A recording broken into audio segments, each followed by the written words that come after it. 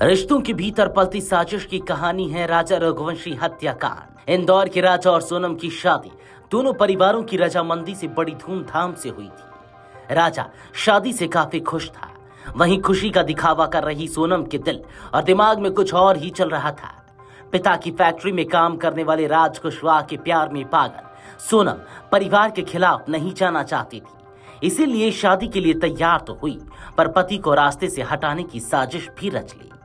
साजिश को अंजाम देने के लिए सोनम और राज ने शिलोंग को ठिकाना चुना। इसी के तहत सोनम ने राजा को हनीमून के लिए शिलोंग जाने के लिए मनाया। दोनों ने राजा की हत्या के लिए भाड़े पर 3 हत्यारे किए। खुद शिलोंग न जाकर राजा ने तीनों हत्यारों आकाश राजपूत, विशाल चौहान व आनंद कुर्मी को इंदौर से ही सोनम राजा के पीछे लगा दिया। शिलोंग में राजा ने जहां से स्कूटर किराए पर लिया, वहीं से हत्यारों ने भी बाइक किराए पर ली थी। तीनों ने खुद को मध्य प्रदेश का बताकर राजा का विश्वास जीता और साथ में घूमते रहे। तीनों हत्यारों को दंपति के साथ एक गाइड ने भी देखा था। यह सुराग भी पुलिस के लिए इस मामले में अहम साबित हुआ। सोनम के सामने ही हत्यारों ने राजा की सोहरा स्थित बंद पार्किंग यार्ड में धारदार हथियार से हत्या की। इसके बाद राजा के शव को खाई में फेंक दिया। शव ठिकाने लगाने के बाद तीनों हत्यारे अलग हो गए।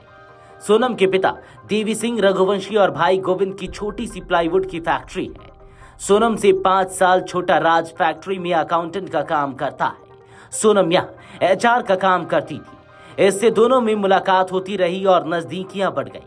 पुलिस ने सोनम और राजा की कॉल डिटेल्स खंगाली तो पता चला कि सोनम शादी से पहले और बाद में राज से घंटों तक बात किया करती थी। दावा किया जा रहा है कि सोनम हफ्ते भर से सिर्फ रात में सफर कर रही थी। वह वाराणसी से गोरखपुर जाने वाली बस में सवार थी। वहां से वह नेपाल भागने की फिराक में थी। सोनम 9 लाख रुपए नकद और शादी में मिले गहने लेकर शिलोंग गई थी। इन पैसों की मदद से वह इतने दिन बची रह सकती थी।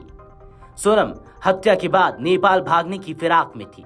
2 अन्य युवकों ने इतने दिनों तक उसकी छिपने और यात्राएं करने में मदद की। इतनी बड़ी मात्रा में नकदी और गहने ले जाने से भी पुलिस को सोनम पर शक बढ़ा था। शिलोंग में राजा बैग लेकर निकला था, लेकिन सोनम नहीं चाहती थी कि बैग भी साथ में रहे, इसलिए उसने एक होम स्टे देखा और राजा को वहां कमरा लेने के लिए राजी किया। वहां से सीसीटीवी फुटेज में सोनम बार बार फोन चेक करती नजर आई। जब राजा बैग रखने अंदर गया तो सोनम ने 10-15 कदम दूर जाकर फोन पर किसी से बात की और राजा के बाहर आते ही उसके पास आ गई थी।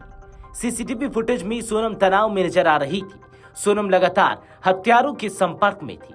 इस बीच तीनों हत्यारों के पकड़े जाने की खबर मीडिया में सुर्खियां बनी तो सोनम ने गाजीपुर में आत्मसमर्पण कर दिया। शिलोंग के पूर्वी खासी हिल्स के एसपी विवेक सिंह ने दावा किया कि जल्द ही पूरे षड्यंत्र का पर्दाफाश होगा। 23 मई को सोनम ने सास से बात की। दोपहर बाद दोनों के फोन अचानक बंद हो गए। इससे सवाल खड़े हुए। पुलिस ने इसे जांच में लिया। हत्या के बाद हथियार भी राजा के शव के पास मिला। यदि हत्यारों को सोनम को भी मारना होता तो उसी का इस्तेमाल करते। इससे पुलिस समझ गई कि सोनम की हत्या नहीं हुई, वह लापता है। सोनम ने पूरी साजिश रची थी। उसी ने गुवाहाटी के लिए प्लेन के टिकट बुक कराए थे। यह तथ्य भी सवाल खड़े कर रहे थे। Video desk amarujala.com।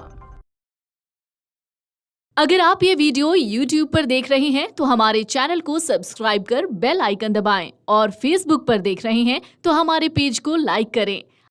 अगर आप ये वीडियो YouTube पर देख रहे हैं तो हमारे चैनल को सब्सक्राइब कर बेल आइकन दबाएं और Facebook पर देख रहे हैं तो हमारे पेज को लाइक करें।